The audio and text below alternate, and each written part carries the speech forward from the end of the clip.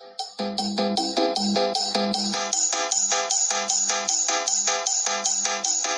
to Mr. Lean Remix.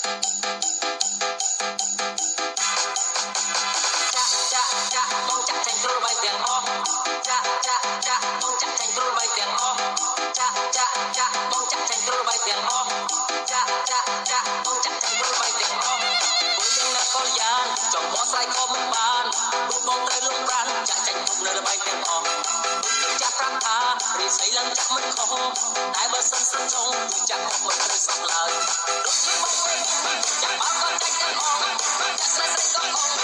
quên đang nào nữa chắc có sẽ ổn sầu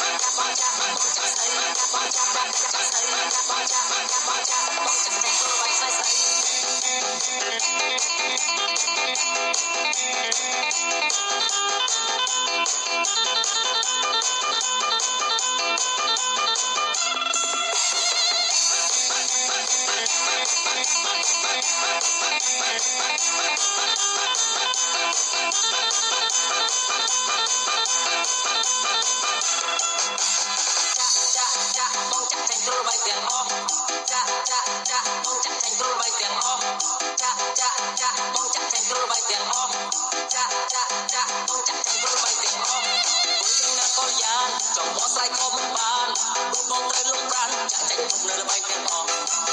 chắc răng tha đi xây lần chắc mình khó tại bờ sân sân trong chắc không mình được sắp lời đôi khi bóng quên chắc bao con tranh chân họ